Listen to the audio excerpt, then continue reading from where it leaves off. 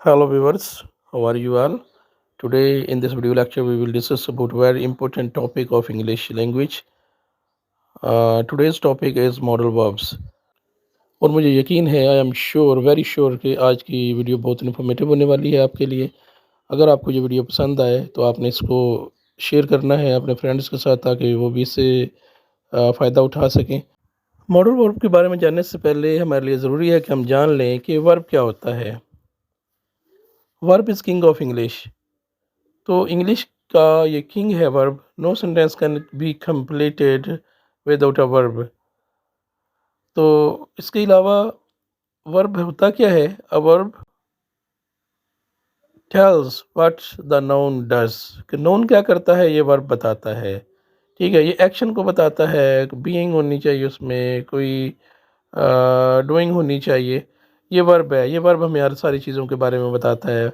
Verb इतना powerful और strong होता है कि इफ़ यू से just sit, you can say it is a complete sense. Without verb no sentence can give a complete sense. As you know कि English में 8 part of speech होती है। अगर वर्ब को एक साइड पे कर दिया जाए और बाकी जो 7 है उनको एक साइड पे रखा जाए तो वो 7 मिल के भी वो काम नहीं करते जो एक वर्ब करता है। वो अगर सारे सातों के सातों मिला दिए जाएं फिर भी कंप्लीट सेंस नहीं दे पाते।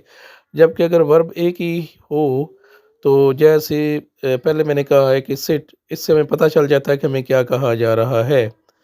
आई होप कि वर्ब के बारे में क्लियर हो गया होगा। इसके बाद हम चलते हैं टाइप्स ऑफ वर्ब की तरफ। मेन वर्ब होता है। मेन वर्ब में फिर ट्रांजिटिव और इंट्रांजिटिव वर्ब आ जाते हैं। ट्रांजिटिव वर्ब वो होता है जिसमें ऑब्जेक्ट की ज़रूरत होती है। आई एडमायर योर करेज, इसमें आई इसमें सब्जेक्ट है और योर करेज जो है इसमें ऑब्जेक्ट है। और अगर हम बात करें इंट्रांजिटिव वर्ब की तो इंट्रांजिटिव वर्ब इसमें ऑब्जेक्ट की ज़रूरत नहीं होती। We walked for an hour, इसमें ऑब्जेक्ट नहीं है। तो ये जो है इस तरह की जो वर्ब है जिनमें ऑब्जेक्ट ना हो उनको इंट्रांजिटिव वर्ब कहते हैं। उसके बाद है ऑक्सिलरी वर्ब और modal verbs.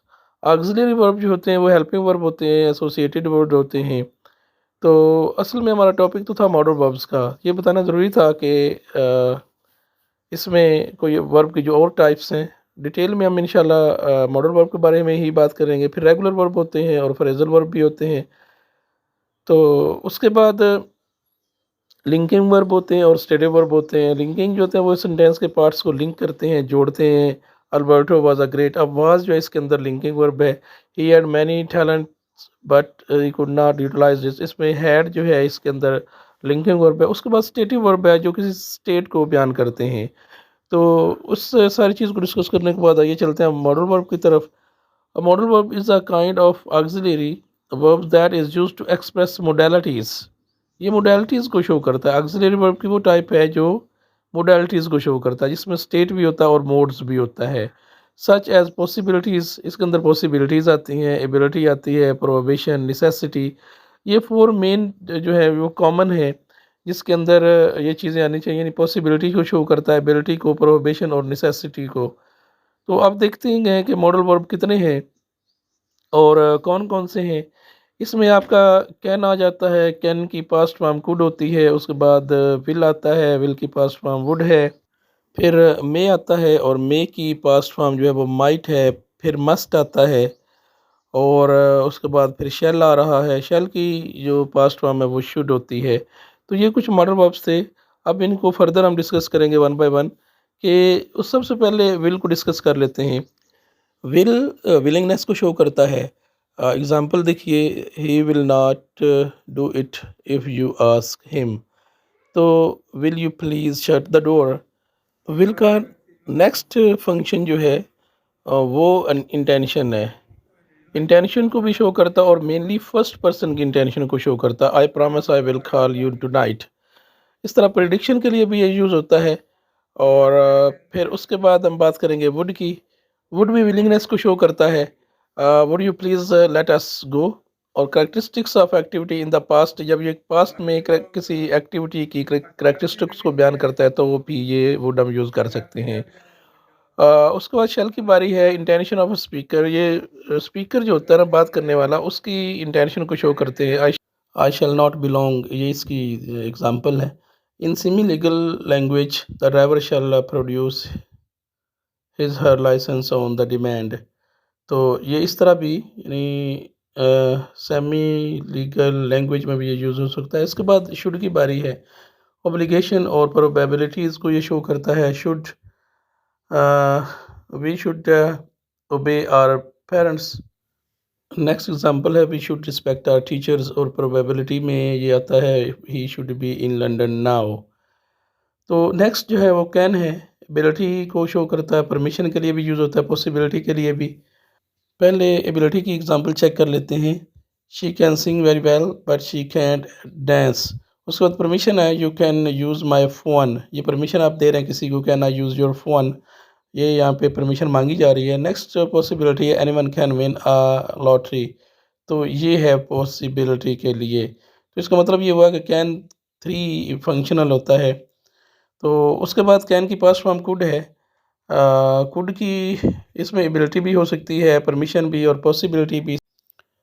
As I have said earlier कि कैन की कुड जो है वो पास्ट फॉर्म है, तो ये जो भी होगा ये पास्ट को शो करने के लिए होगा, कुड जब भी यूज़ होगा।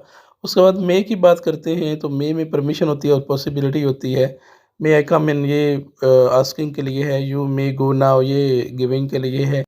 इसके बाद मे का सेकंड फंक्शन जो है वो पॉसिबिलिटी शो करता है। He may become the next mister America, ये फैक्ट है। Anybody can become mister world, ये आइडिया है। तो उसके बाद माइट आता है। माइट में पॉसिबिलिटी होती है, परमिशन, और ये टू फंक्शनल होता है माइट। ये मे की पास्ट फॉर्म है। फर्स्ट एग्जांपल चेक कीजिए। I might become manager next year, ये पॉसिबिलिटी है। उसके बाद परमिशन है माइट आई स्मोक हेयर, कि मैं यहाँ पे स्मोक कर सकता हूँ कि नहीं कर सकता हूँ। उसके बाद नेक्स्ट जो हमारे पास मॉडल वर्ब है वो मस्ट है, ऑब्लिगेशन के लिए होता है और लॉजिकल नेसेसिटी के लिए होता है। You must complete the work by Friday, ये फ़र्ज़ है, ड्यूटी है, तो उसके लिए मस्ट यूज़ होना है। You had to complete the work by Friday. Next example check कीजिए। Parents must accompany children under 10, यानी ये भी पेरेंट्स के लिए मस्ट ऑब्लिगेशन है उनकी, तो इस तरह करके ये यूज़ होता है मस्ट। उसके बाद ऑट टू है, ये भी ऑब्लिगेशन के लिए होता है और प्रोबेबिलिटी के लिए होता है। अगर हम बात करें ऑब्लिगेशन की, तो इसमें आएगा you ought to see a doctor, कि आपको डॉक्टर को दिखाना चाहिए, ये लाजमी है, सेहत ख़राब होने की सूरत में डॉक्टर को दिखाना चाहिए। उसके बाद प्रोबेबिलिटी में एग्जांपल चेक कीजिए। Helen has been studying hard for the exam so she ought to pass, तो ये प्रोबेबिलिटी थी इसमें। उसके बाद नेक्स्ट वन है डेयर। डेयर यूज़ होता है हिम्मत और हौसले के लिए। Have the courage to, not have the courage to. We dare not go in there, और डेयर आई आस्क हिम।